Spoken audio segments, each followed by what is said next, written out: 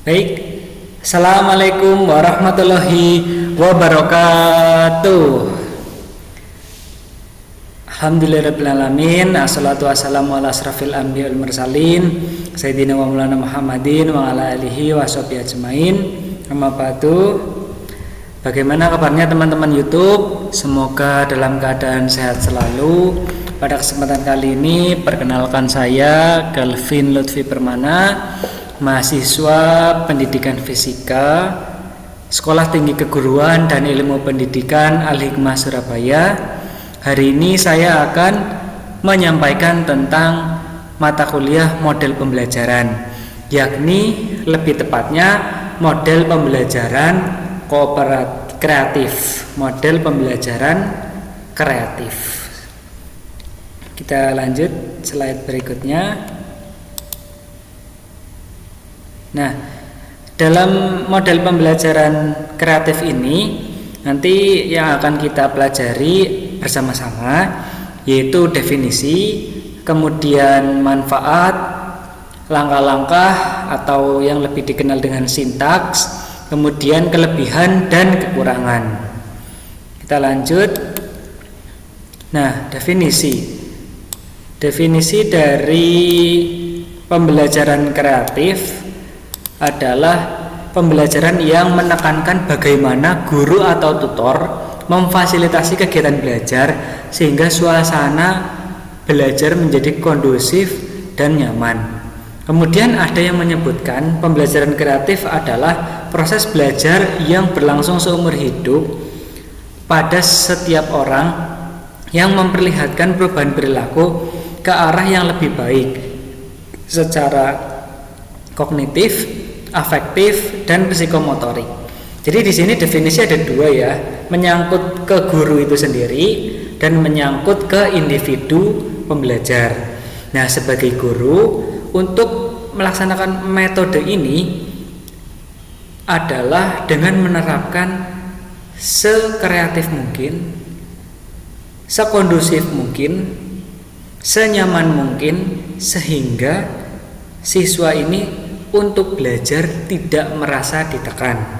Jadi siswa belajar karena bakat dan minat dalam dirinya, bukan karena paksaan atau tekanan dari orang lain, seperti itu, sehingga pembelajaran bisa nyaman.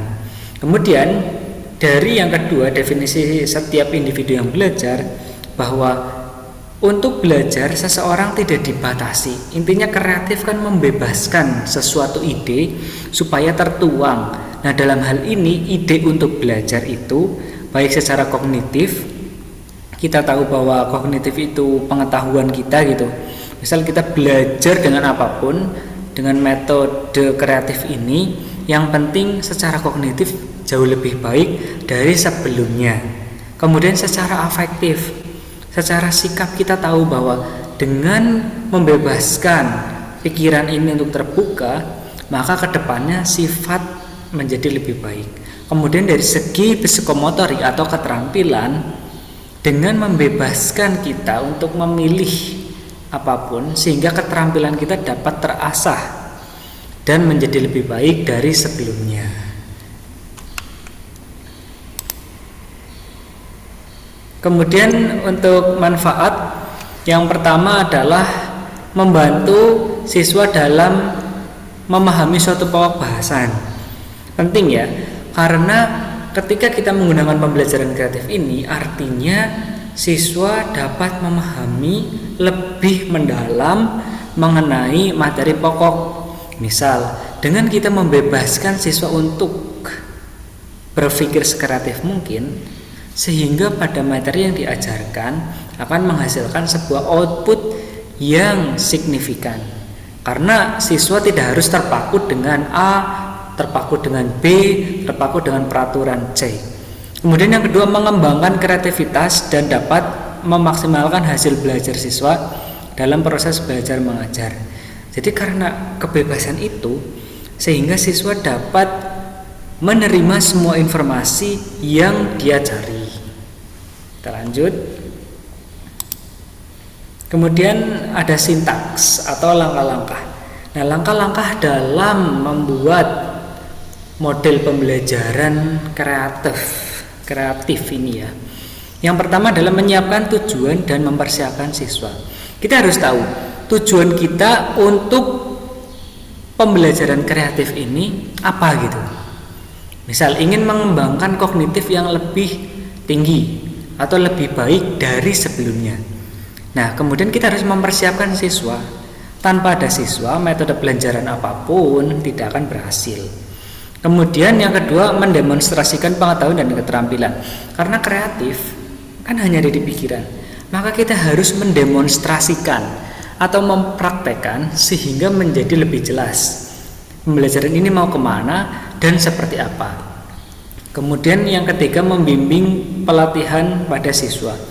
Setelah kita sudah mendemonstrasikan, otomatis kan setiap anak akan mempunyai cara masing-masing dalam melaksanakan ini. Maka kita harus membimbing dan memberikan arahan sehingga hasil yang dapat dilakukan itu menjadi lebih maksimal.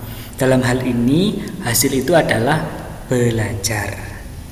Kemudian yang keempat, mengecek pemahaman dan memberikan umpan pada siswa. Jadi setelah kita memberikan pelatihan, ini siswa paham atau tidak, menambah pengetahuan sebelumnya atau tidak.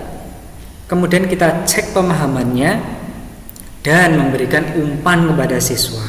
Sehingga yang kelima, memverifikasi kesempatan untuk latihan lebih lanjut. Ketika siswa kita anggap baik, oh berarti bagus ini, maka kita dapat memberikan latihan lebih lanjut. Kemudian ketika kita cek belum bisa, maka kita memberikan pelatihan bimbingan lagi. Seperti itu. Kemudian kita lanjut ke slide berikutnya. Nah, setiap metode memiliki kelebihan dan kekurangannya masing-masing. Untuk kelebihan dan kekurangan model pembelajaran kreatif adalah dari kelebihannya, siswa terlibat aktif baik secara intelektual maupun emosional. Jelas ya, karena kan kita memberikan kebebasan untuk berpikir. Kemudian mencapai dampak instruksional. Jadi siswa tahu gitu apa yang harus dilakukan. Instruksi menjadi semakin jelas karena kita demonstrasikan gitu. Kemudian siswa mendapatkan kesempatan yang luas untuk berinteraksi langsung dengan sumber belajar. Jadi ilmu itu tidak harus dari guru. Siswa bisa mendapatkan ilmu baik dari Google maupun orang yang lebih berpengalaman di bidangnya gitu. Kemudian yang keempat, memacu kreativitas melalui kegiatan kreasi. Karena kreativitas maka akan menghasilkan sebuah kreator gitu. Nah, itulah yang membuat kreativitas itu terpompa dalam diri siswa. Kemudian yang kelima, memungkinkan dilakukan penilaian secara utuh dan komprehensif. Karena kita membebaskan siswa untuk berpikir, maka kita dapat menilai setiap apa yang ada di pikiran dan siswa tersebut mendemonstrasikannya. Namun tentu saja memiliki kekurangan, diantaranya memerlukan kesiapan guru dan siswa. Jadi baik guru maupun siswa harus sama-sama siap. Kemudian memerlukan adaptasi pendidik. Tidak semua guru dapat menerapkan metode dan model pembelajaran kreatif ini secara tepat gitu ya. Kemudian memerlukan waktu yang lebih panjang dan fleksibel, meskipun untuk topik tertentu yang dapat dieksplorasi secara singkat. Jelas ya, karena kan tidak semua anak dan guru itu sendiri bisa berpikir dan harus tahu untuk membuka pikirannya gitu. Sehingga kekurangan ini adalah menjadi lebih panjang waktu yang diberikan. Kemudian baik, demikian presentasi dari model pembelajaran kreatif. Jika ada pertanyaan yang ingin disampaikan, silakan bisa ditulis pada kolom komentar. Demikian model pembelajaran kreatif yang dapat saya sampaikan, bahwa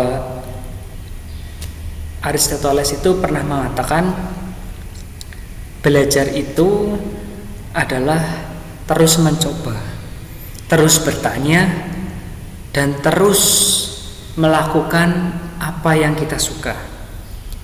Jadi tetap semangat bagi teman-teman YouTube semua, tetap belajar dan jangan lupa tetap jaga kesehatan. Demikian yang dapat saya sampaikan, kurang lebihnya mohon maaf. Wassalamualaikum warahmatullahi wabarakatuh.